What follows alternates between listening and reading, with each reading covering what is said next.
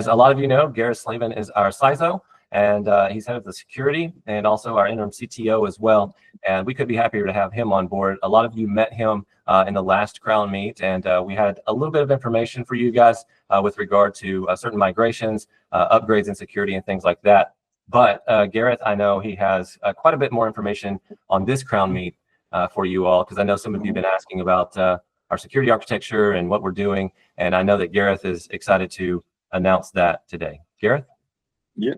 So I think just from my side, what I've been working on with James and the team is sort of restructuring the environment to make sure that it's, excuse me, security first. So the first thing we've done is we've made it that, all of the environment can be sort of only accessed via certain AIM controls. So you can't just get to it with any details you want or through servers or things like that. So we've completed that part, and we're now at a point where basically we have all the IAM best practices, which means that only very, very certain people have access to certain parts of the system. We've also implemented much more stringent security groups and firewalls across the platform, including locking it down to only certain systems being able to see each other and work with each other. We've also gone ahead and from a scalability and performance point of view, we've implemented ECS on Fargate, which essentially allows us to scale better. It means that we're using containers instead of a monolithic server environment, which is very common in dev when you create dev environments or new environments that people just build on one big server.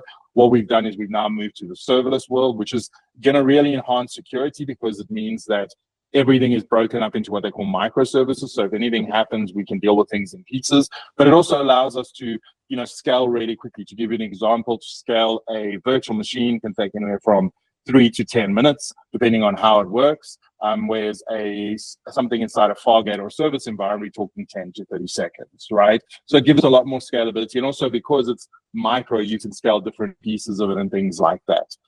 Then the other sort of area where we've really put in a lot of controls is inside by putting up Cloudflare.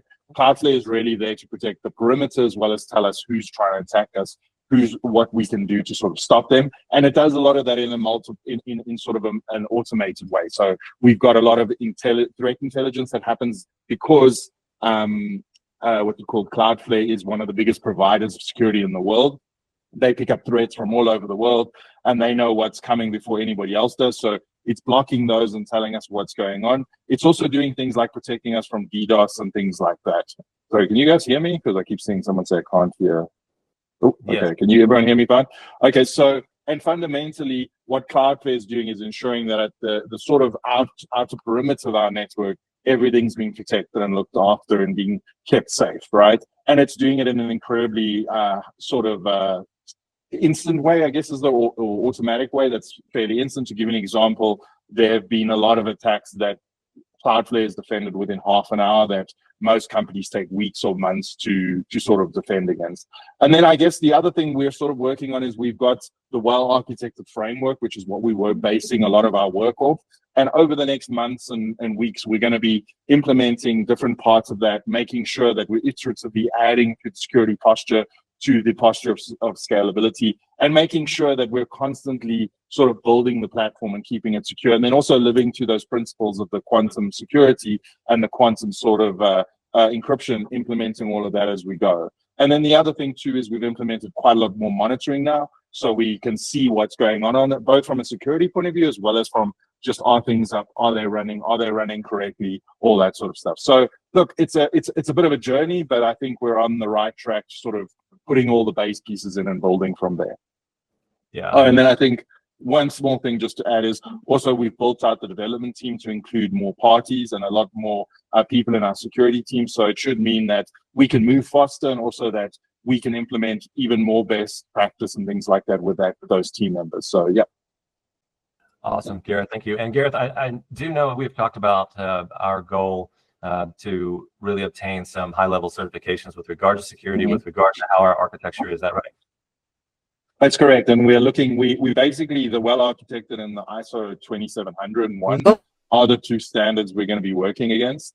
And fundamentally, we're sort of building the pieces to that. And then hopefully within the next 3 to 6 months, we can start an audit. But we just want to make sure all the basic pieces are in place so that we can go ahead and implement that and get audited and make sure that we meet all those standards as part of what everybody should do in IT and inside of this sort of environment.